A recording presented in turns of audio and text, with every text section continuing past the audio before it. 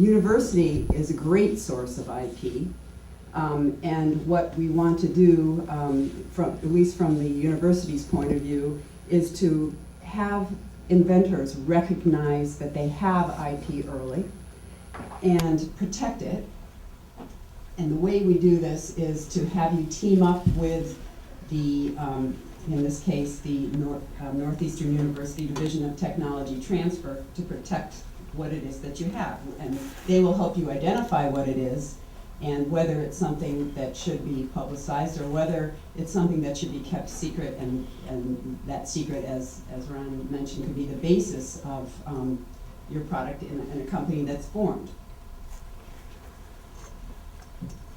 So the major legal mechanisms for protecting IP are patents, trademarks, service marks, copyrights, and trade secrets. We're going to be talking a lot about patents in a moment, but for those of you who want definitions, a trade secret is something such as a method or recipe or formulation that gives the owner of that thing a competitive advantage in the marketplace, and who expects that to be kept secret and not given to the public.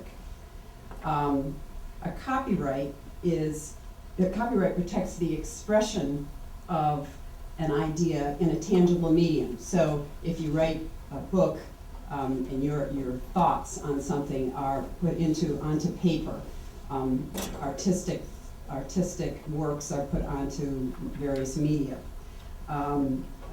Movies are made and so forth, and the movie is that's been captured in the tangible medium.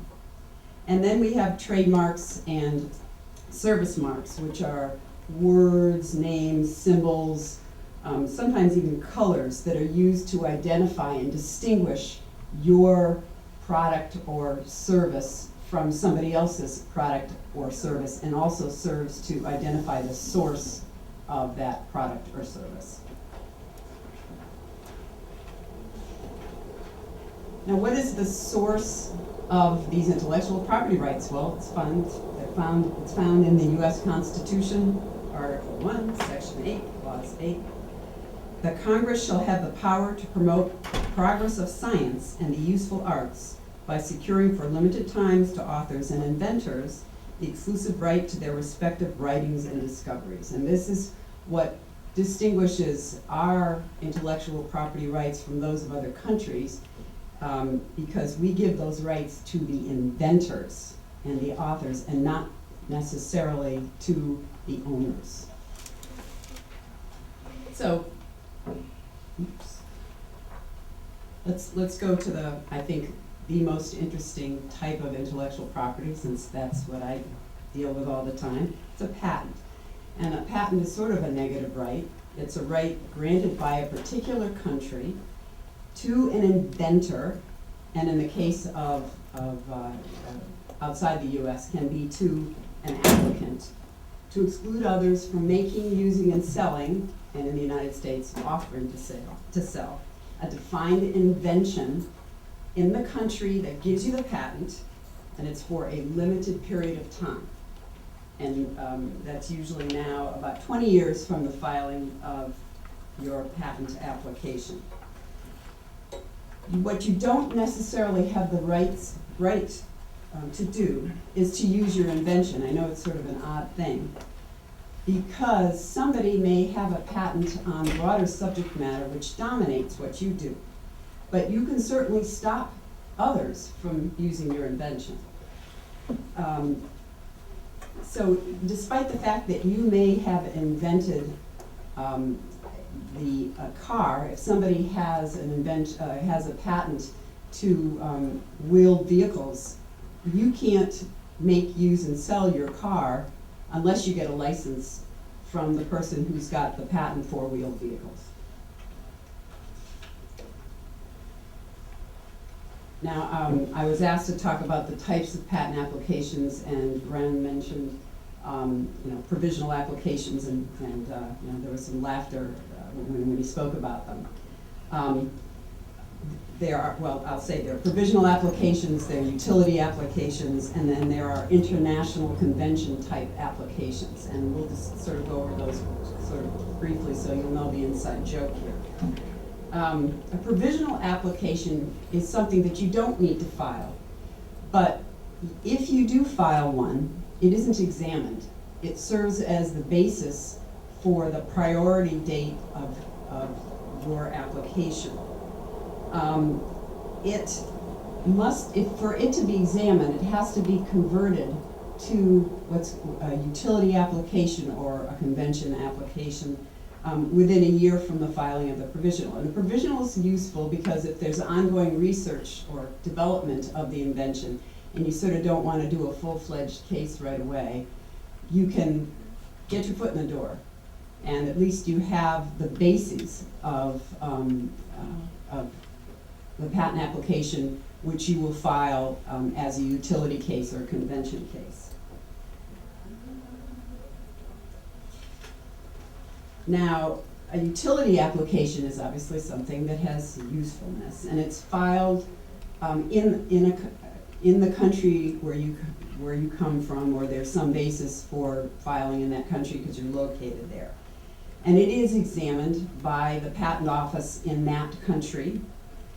It has to satisfy various statutory requirements or rules of that country. There are some countries that don't, require much. If it gets allowed in one, if it gets granted in one country, it'll get granted in some of the others. But that certainly isn't the case in the United States or Europe. A utility application can include a continuation of one that you've already filed, which is sort of you're continuing on with what was in what was described in that application, but perhaps not claimed. And there are also things called divisionals, and there are applications called continuations in part, which are exactly that. They continue part of what the priority document that you based this application on already provided. And again, as I mentioned, a utility application typically has a lifespan of 20 years from its filing, unless, of course, it's a continuation or divisional, or continuation or divisional, which claims the priority to an earlier filed case. Now, there are various ways that the length of time can be extended, and that's not what we're going to be talking about today, but just know that. What is a PCT application? Well, that's one of the convention type applications. It stands for Patent Cooperation Treaty, which is a multi-country treaty, a multi-country convention that never matures into a patent, but it is examined for novelty and unobviousness and what they call industrial utility. It sort of gives you a bite of the apple before it actually goes into any one of those or any number of those particular countries, because they'll tell you, gee, hey, there's references out there that disclose what you've said is your invention, or gee, there's a reference out there that says that this isn't useful, so we'll cite that against you. And then you can then change your claims if you like, amend them before they go into the various countries. So it's kind of a nice thing to do. It's a way to put off very expensive fees as you go into all these different countries. They're all going to want a filing fee, and so maybe you want to see what else is out there first to see how good your invention may be before you do that. So it just sort of gives you a little bit of time, 18 months before you have to make that change, make that conversion.